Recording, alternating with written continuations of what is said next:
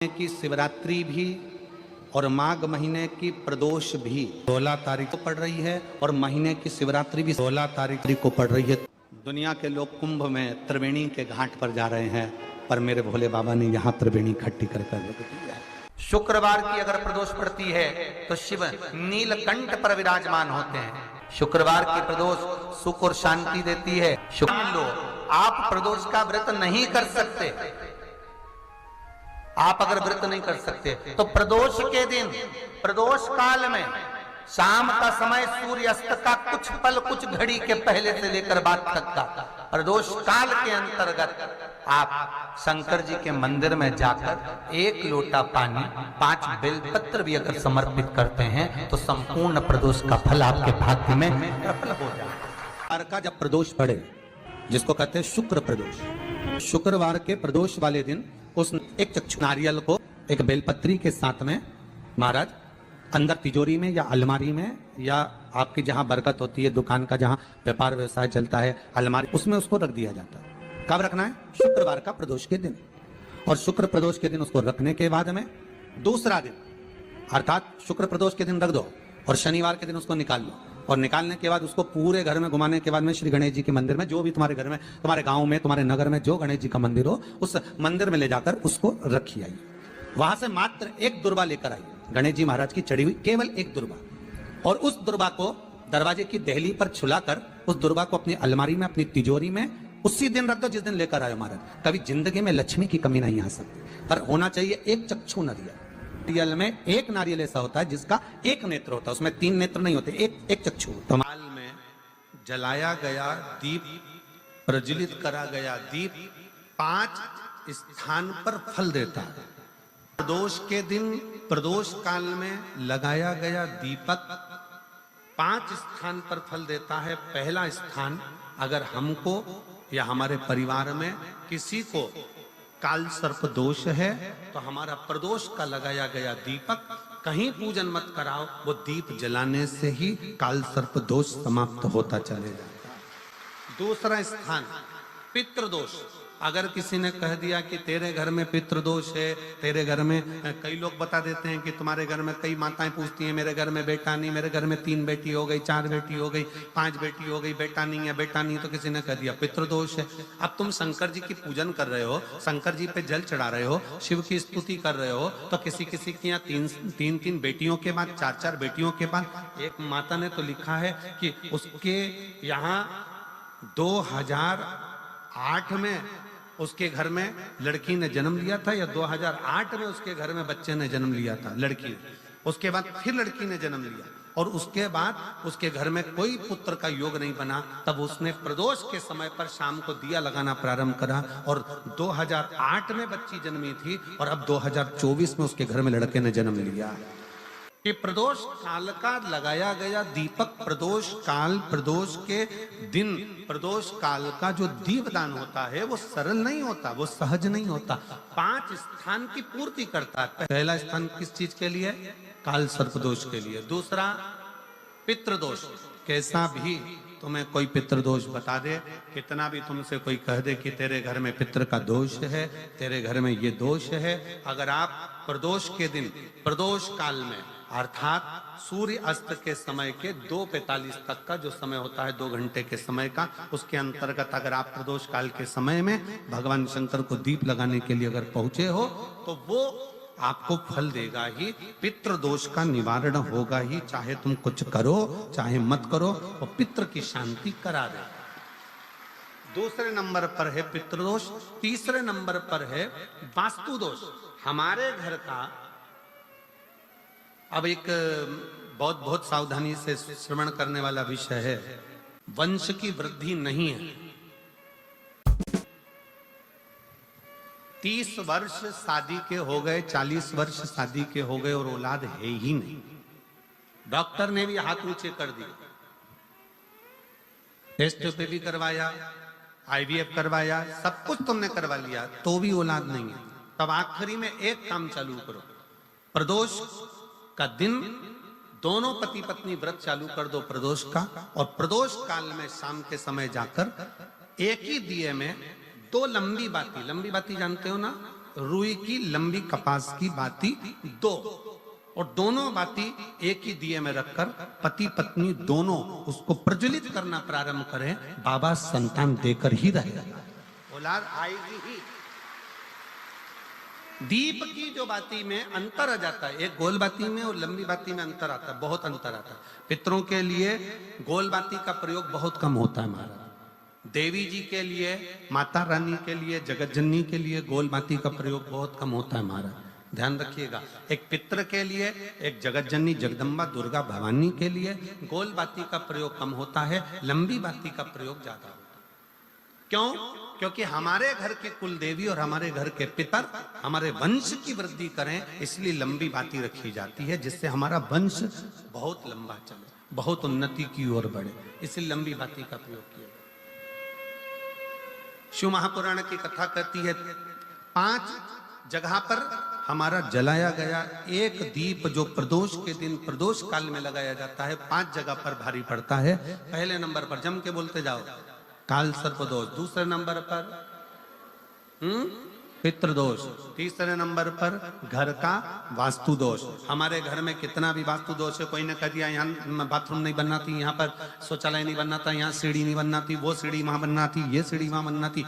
तुम पूरा घर तोड़वा के देख लो, उसके बाद में जैसा वास्तु वाले हैं वैसा करा कर देख लो, उसके बाद भी तुमको शांति नहीं मिले तो समझ लेना कि तुम्हारे घर में अब वास्तु दोष तो तुमने दिखाकर समाप्त कर लिया, फिर भी वो समाप्त नहीं हो रहा, तो प्रदोष काल का लगाया गया प्रदोष के समय का दिया आखिरी में वास्तु दोष को भी समाप्त कर देता है और उसमें भी फल प्रदान करता है। काल सर्प दोष, पितृदोष, वास्तु दोष। चौथे नंबर पर 1 रुपया कमाया, 1.25 रुपये खर्च हुआ, पैसा आया गया, ये चौथे नंबर का व्यापार में थोड़े दिन दुकान अच्छी चली, थोड़े दिन बैठ गए, थोड़े दिन काम चला, थोड़े दिन बैठ गए, गाड़ी चली थोड़े दिन फिर बैठ गए, अर्थात हमारी फैक्ट्री थोड़े दिन चली फिर बैठ गए, कहीं ना कहीं तकलीफ, थोड़े दिन खाते थोड़े दिन रोते वाला चल रहा है। तो प्रदोष काल का, प्रदोष के समय का दिया इस दुख को समाप्त कर कर रेगुलर एक जैसी सांझी, एक जैसी लक्ष्मी की वृद्धि करते चले गए, प्रदोष काल का। और 5वें नंबर का प्रदोष काल का दिया, प्रदोष समय का दिया 5वें नंबर पर रोग का निवारण करता, रोग निवारण।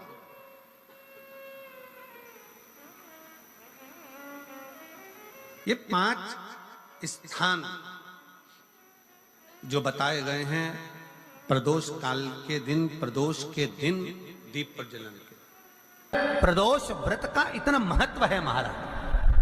ये प्रदोष व्रत होता क्या है? प्रदोष व्रत का महत्व क्या है? शिव महापुराण की कथा कहती है शंकर भगवान का प्रदोष का व्रत, अर्थात चंद्रदेव को जो क्षय रोग हो गया, बीमार पड़ गए, शरीर गलकर नीचे गिरने लगा, तब देव ऋषि नारद ने भगवान चंद्र को शंकर भगवान के पूजन का विधान बताया, और पूजन करते करते त्रयोदशी तिथि आ गई, जिस त्रयोदशी के दिन चंद्रदेव ने सुबह से शाम तक कुछ नहीं खाया। शाम के समय सूर्य अस्त के पहले चंद्रदेव ने स्नान किया, श्वेत वस्त्र धारण करे, और श्वेत वस्त्र धारण कर कर चंद्रदेव शंकर के शिवलिंग की पूजन करने बैठ गए।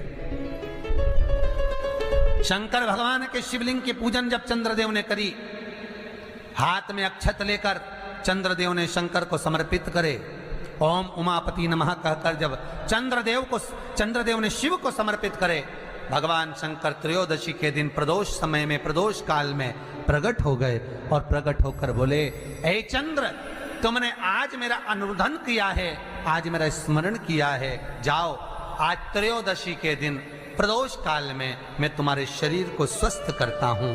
तब से ये प्रदोष व्रत प्रारंभ हुआ है महाराज। किसने करा है प्रदोष व्रत? भगवान विष्णु ने करा था। जब घोड़े का मुंह लगा हयग्रीव अवतार, लक्ष्मी जी हंस दी थी तो घोड़े का मुंह भगवान विष्णु का लगा, तब भगवान विष्णु ने प्रदोष व्रत करा था।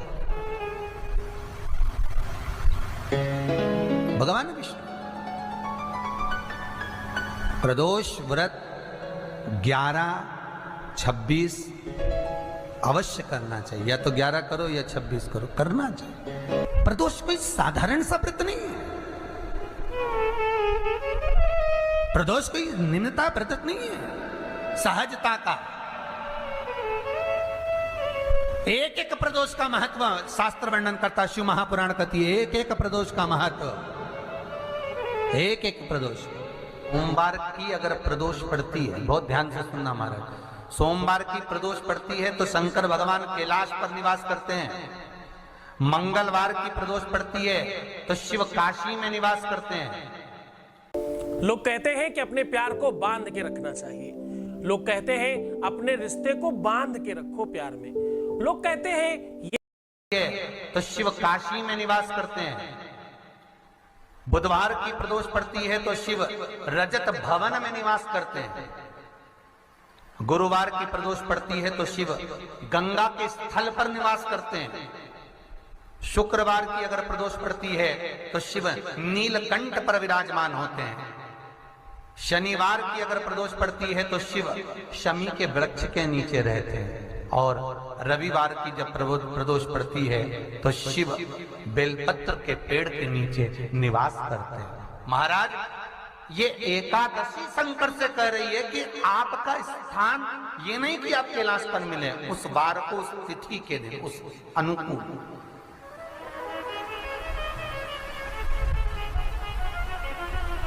हमारे यहां कहते हैं सोमवार की जो प्रदोष पड़ती है वो इच्छा पूर्ति करती है। मंगलवार की प्रदोष रोग से मुक्ति देती है। बुधवार की प्रदोष कामना की पूर्ति करती है। गुरुवार की प्रदोष शत्रुओं का नाश करती है। शुक्रवार की प्रदोष सुख और शांति देती है। शनिवार की प्रदोष संतान का सुख देती है। और रविवार की प्रदोष जो काम दुनिया में कोई नहीं कर सकता वो अचूक फल की प्राप्ति रविवार की प्रदोष करा देती है। महाराज, ऐसी प्रदोषों का नियम वर्णन किया चाहिए। भगवान कहते ठीक है, तू थोड़ी देर खड़ी हो। एकादशी सम्मुख खड़ी हुई। पार्वती जी ने जिस अंगुष्ठ का जल पीने के लिए लिया था हाथ में, बस पीने ही वाली थी, शंकर भगवान ने वही हाथ में जल लेकर एकादशी के हाथ में उसको देकर कहा, ले, ये मेरे द्वारा निर्मित एक व्रत है जिसे त्रयोदशी के दिन तूने मांगा है, मैं तुझे देता हूँ। आज इस व्रत का फल मैं तुझे प्रदान करता हूँ। अब तू जिस जीवात्मा को लेकर जाएगी उसका पाप प्रबल नहीं होगा। किसी स्त्री, पुरुष, बालक, बुजुर्ग जो भी होगा जिसने प्रदोष का व्रत करा होगा, वो जीवात्मा को तू किसी फल की कामना से नहीं, स्वतः ही लेकर चली जाए। उसमें कोई कामना नहीं है। बन सके जीवन में 11 प्रदोष या 26 प्रदोष करने के बाद आप उसका उद्यापन कर कर विराम भी दे सकते। पर जीवन में एक बार प्रदोष का व्रत मौका मिले, जिस कामना से जिस दिन का भाव आपके मन में आए कि मुझे रोग से मुक्ति पाना है तो ये प्रदोष मुझे करना है, मैं रोग मुक्ति के लिए, हम मंगल, जो भी आपके मन में आ रहा है, संतान प्राप्ति के लिए शनिचरी प्रदोष, आप उसका स्मरण करें। फिर लिखा शिव महापुराण में, बड़ा सुंदर लिखा वेदव्यास जी ने, मान लो आप प्रदोष व्रत नहीं कर सकते, आप अगर व्रत नहीं कर सकते तो प्रदोष के दिन, प्रदोष काल में शाम का समय सूर्यास्त का कुछ पल, कुछ घड़ी के पहले से लेकर बाद तक का प्रदोष काल के अंतर्गत आप शंकर जी के मंदिर में जाकर 1 लोटा पानी, 5 बेलपत्र भी अगर समर्पित करते हैं तो संपूर्ण प्रदोष का फल आपके भाग्य में प्रबल हो जाए। शिव महापुराण में इसका, लड़की को मंगल है, गुरुजी लड़के को मंगल है, क्या करा जाए? कुछ मत करो। प्रदोष के व्रतों में वर्णन किया गया है कि रवि का प्रदोष, भौम का प्रदोष, मंगल का प्रदोष, बुध का प्रदोष, गुरु का प्रदोष, शुक्र का प्रदोष, शनि का प्रदोष। जो प्रदोष पढ़ते हैं पूरे महीनों में, पूरे वर्ष में, मंगल का प्रदोष निकाल कर रख लो कि मंगल का प्रदोष इस दिन पड़ रहा है, मंगल की त्रयोदशी तिथि पड़ रही है, प्रदोष व्रत मंगलवार का पड़ रहा है। और जिन लड़का लड़की को मंगल होते हैं, जिन कन्या और वर को मंगल होते हैं, केवल शंकर भगवान के मंदिर में जाकर चौमुखी दिया, 4 बत्ती का दिया आटे का, उसमें घी डालकर लड़की शंकर भगवान के मंदिर में मात्र 7 बार शंकर पे से उतार कर 3 बार स्वतः उतार कर शिव के मंदिर में रख देती है। उसका मंगल आड़े आता ही नहीं है, मंगल नहीं आता सामने। मंगल प्रदोष व्रत का इतना महत्व है महाराज। एक बात बहुत अच्छे से समझ लीजिए, जिसके घर में क्लेश होता हो, अशांति रहती हो, क्लेश रहता हो, या छोटी छोटी बात पर विवाद चालू हो जाता हो, या पति पत्नी में, परिवार में, सास बहू आदि में कहीं ना कहीं कुछ अगर विवाद रहता हो, ऐसा बेलपत्री की डंडी रहती है ना, बहुत ध्यान दीजिएगा महाराज। श्राद्ध पक्ष की कथा चल रही है, शिव महापुराण आज विराम की ओर है, ध्यान दीजिएगा। जैसे ये बेलपत्री की जो डंडी होती है, डंडी का जो भाग होता है बेलपत्री की, ऐसा बेलपत्री की 7 भाग ले लो, मतलब बेलपत्री 7 ले लीजिए। 7 बेलपत्र लेकर कच्चा जो सूत होता है ना, कच्चा सूत जो जानते हो पेड़ पौधे में माता लपेटती हैं, धागा जो होता है ना सफेद कलर का कच्चा धागा, जो बड़ में, पीपल में और आंवला आदि में लपेटा जाता है, कच्चा सूत, उसको शंकर भगवान और माता पार्वती का स्मरण कर कर नंदी के, जो नंदी होता है, नंदी के राइट भाग में, नंदी का एक पांव ऊंचा होता है, आपने देखा होगा आगे का पांव ऊंचा होता है, बैठते समय नंदी का एक पांव ऊंचा, एक पांव नीचे की हो जाता है। तो नंदी का जहां पांव ऊंचा है उस ऊंचे पांव के पास में बैठना है।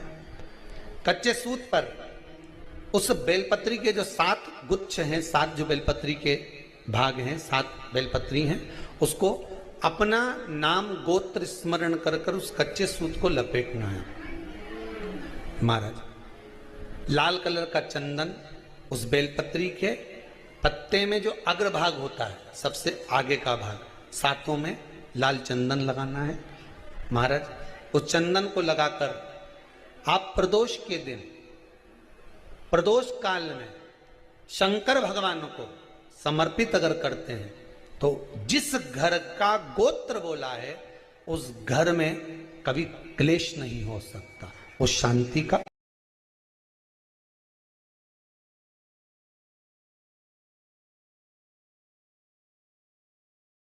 अनुभव, उसमें क्लेश नहीं हो सकता। एक धागा होता है पक्का धागा, एक धागा होता है कच्चा धागा। बहुत ध्यान दीजिएगा महाराज, पक्के धागे से नहीं लपेटना सफेद, कच्चा जो धागा पीपल में, बड़ में या आंवला आदि में जो हम लोग लपेटते हैं पूजन करते समय, वो कच्चा धागा। और एक बात और आपको कहने, ध्यान दीजिएगा, अगर मान लो किसी पति पत्नी का तलाक तक की नौबत हो गई और तलाक नहीं कराना है, आपस में वापिस प्रेम बढ़ जाए, छोरी वापिस घर में रहे, बेटा उसको रखे, बहू रहे, आपस में प्रेम बढ़े, वो भले मायके चली गई हो, वो भले लड़का छोड़कर चले गया हो, अकेली रह रही हो और चाहती है कि मैं पति के साथ रहना है, तलाक नहीं होना चाहिए, हम दोनों में प्रेम रहे, वो संभाले मेरे को भी और मैं भी आदर करूं, वो भी आदर करे। तो मेरा निवेदन है, कच्चा जो सूत होता है, कच्चा जो धागा होता है, नंदी के ठीक पीछे बैठकर कोई साथ में आपके परिवार का कोई व्यक्ति चले जाए और हस्तकमल को, जिसको अपने परिवार में वापिस रहना है, उस स्त्री हो या पुरुष हो, दोनों में से कोई भी नंदी के पीछे बैठकर सोमवार की जिस दिन अष्टमी पड़े उस दिन नंदी के पीछे बैठकर हाथ को ऐसा बंद करना है, हाथ में एक बेलपत्री रखना है सीधी सीधी, बंद कर कर 7 बार उस हाथ पर कच्चा सूत लपेट देना है, उस सूत को वापस निकाल लेना है, बेलपत्री के साथ, बेलपत्री के साथ में और बेलपत्री को तो अपने पास में रखना। सबसे पहले माता पार्वती का जो हस्त कमल ऐसा होता है शिव मंदिर में, उस हस्त कमल में वो सूत जो आपके हाथ से निकला है वो उसमें डाल देना है, माँ जगत जननी से प्रार्थना कर कर। और जो बेलपत्री आपने संबंध को जोड़ने के लिए अपने हाथ में ली है वो शंकर भगवान के कटी भाग में, फिर निवेदन करूंगा कटी भाग को समझ लीजिए। ये शिवलिंग रखा है, जहां पर शंकर भगवान का शिवलिंग, माता पार्वती जी के हस्त कमल पर जो शिवलिंग रखा है, ये भाग कटी भाग कहलाता है। इस जगह पर जहां शंकर और पार्वती का मिलन हुआ है, उस जगह पर उस बेलपत्री को रख देना। महाराज ज्यादा से ज्यादा 3-4 महीने लगते हैं, दोनों में वापिस प्रेम बढ़ जाता है, दोनों एक हो जाते हैं। तलाक तक बात चल भी रही हो तो वो तलाक समाप्त हो जाता है। प्रेम, करुणा, आसक्ति, स्नेह बढ़ जाता है। संबंध टूटने की कतार पर एक बार माता पार्वती को समर्पित तो करो अपना संबंध कि मां अब तुझे नहीं भाना। माना मैंने अपशब्द कह दिया होगा, माना मेरी गलती होगी, थोड़ी गलती उनकी भी होगी, पर दोनों की गलती है मां, अब इस संबंध को तुझे निभाना। जब कच्चा सूत माता के हाथ में रखो तब माता को विनती करना, इस संबंध की डोरी अब तेरे को दे दी। दीन बंधु दीनानाथ मेरी डोरी तेरे हाथ। अब यह डोरी मैंने तुमको दे दी है, अब यह संबंध आपको निभाना है, अब यह संबंध मेरा। एक प्रयोग जरूर कर कर देखना, जिस दिन घर में क्लेश हो रहा हो, भाइयों में आपस में झगड़ा हो रहा हो, देवरानी जेठानी में झगड़ा हो रहा हो, सास बहू में झगड़ा हो रहा हो और शांति हो ही नहीं रही, बहुत प्रयास कर लिया तुमने कि शांति नहीं हो रही, तो प्रयास करो प्रदोष के दिन एक बेलपत्र लीजिए, छुआकर उस बेलपत्र को शंकर भगवान के ऊपर जो जलाधारी होती है, उस जलाधारी में इस डंडी को अपने घर का नाम गोत्र बोलकर उसको डाल दिया जाता है। एक लोटे पानी में थोड़ा सा शहद मिलाकर उस जलाधारी में भगवान शंकर का भृंगेश्वर नाम लेकर चढ़ा दिया जाता है।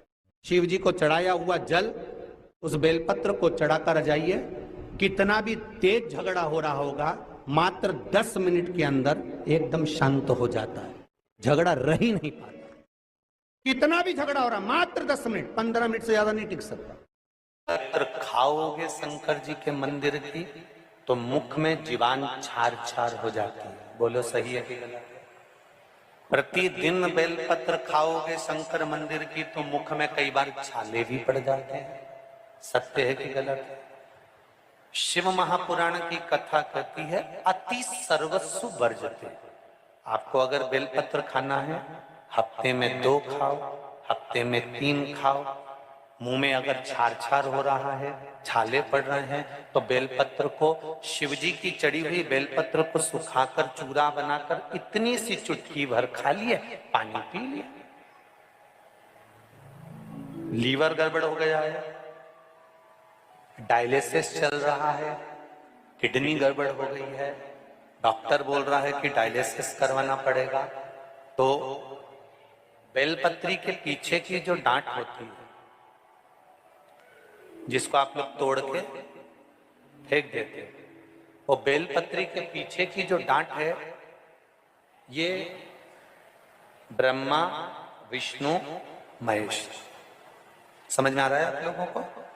बीच में जो डंडी दिख रही है आपको, इसके बीच में बड़ी पत्ती और 2 पत्ती के बीच में जो खाली जगह है, ये खाली जो डंडी है, इसमें 33 कोटि देवी देवताओं का स्थान होता है।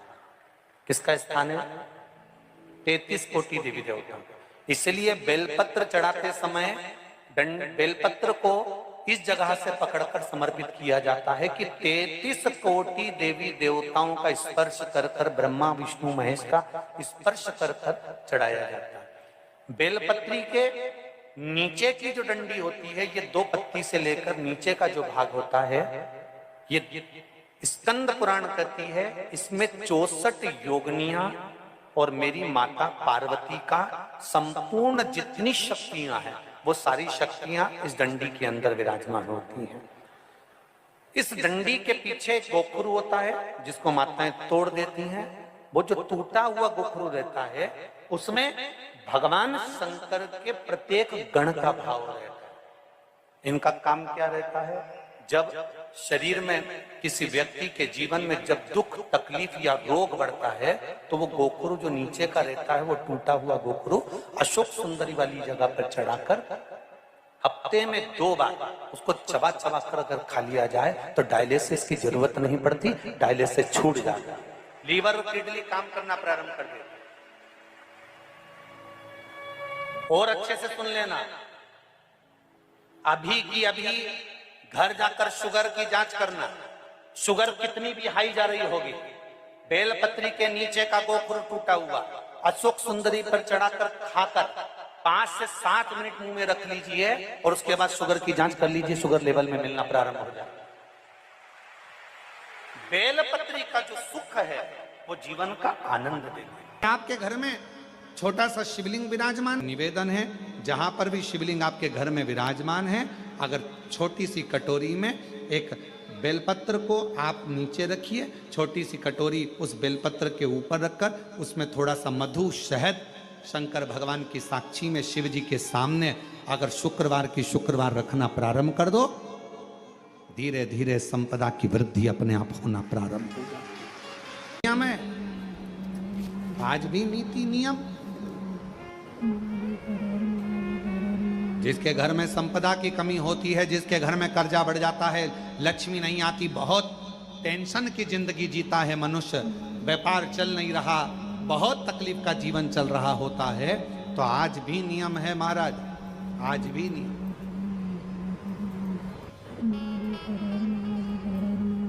कि सोमवार शुक्रवार ये 2 बार ऐसे हैं, इन 2 बार को कटोरी में थोड़ा सा शहद रखकर मधु रखकर यदि लक्ष्मी जी का स्मरण किया जाए और माता लक्ष्मी जी का स्मरण कर कर एक लाल पुष्प उस कटोरी के सम्मुख में माता लक्ष्मी का नाम लेकर रखा जाए और बाद में वही शहद, वही मधु और वही पुष्प सोमवार का दिन और शुक्रवार के दिन लक्ष्मी का पूजन कर कर स्मरण कर कर दूसरे दिन शुक्रवार के दिन पूजन करें, शनिवार के दिन उस मधु का उस पुष्प का विसर्जन करें, सोमवार के दिन पूजन करें लक्ष्मी जी का स्मरण कर कर और मंगलवार के दिन अगर विसर्जन करें, 5 या 7 सोमवार या शुक्रवार को यदि आप मधु का भोग लक्ष्मी जी को लगाना प्रारंभ कर दें, शिव का नाम स्मरण कर कर, तो उसके घर में कभी संपदा की कमी नहीं होती, लक्ष्मी उस संपदा को बढ़ाती है। और हम तो यहां तक कहेंगे, प्रयास करो, अगर आपके घर में छोटा सा शिवलिंग विराजमान है, आपके घर में अगर छोटा सा शंकर जी का शिवलिंग है, छोटा सा शंकर भगवान का शिवलिंग है, या आपके घर में कुबेरेश्वर धाम का कंकर है, और आपके घर में यदि शंकर भगवान का शिवलिंग है या सीहोर का रुद्राक्ष हो या शंकर भगवान का शिवलिंग हो या कंकर शंकर हो, तो निवेदन है जहां पर भी शिवलिंग आपके घर में विराजमान है, अगर छोटी सी कटोरी में एक बेलपत्र को आप नीचे रखिए, छोटी सी कटोरी उस बेलपत्र के ऊपर रखकर उसमें थोड़ा सा मधु शहद शंकर भगवान की साक्षी में शिव जी के सामने अगर शुक्रवार की शुक्रवार रखना प्रारंभ कर दो, धीरे धीरे संपदा की वृद्धि अपने आप होना प्रारंभ। एक निवेदन सभी श्रोता बहन भाइयों से, कथा आस्था चैनल पर जो सुन रहे हैं, फेसबुक यूट्यूब पर जो सुन रहे हैं और पंडाल में बैठकर जो सुन रहे हैं, जिस दिन दिल से हारो ना, थोड़ी तकलीफों में अगर घिर जाओ, तकलीफें आ जाएं, कष्ट आ जाए, तकलीफें जिस दिन तुम्हारे भीतर बहुत ज़्यादा मात्रा में आ जाए, उस दिन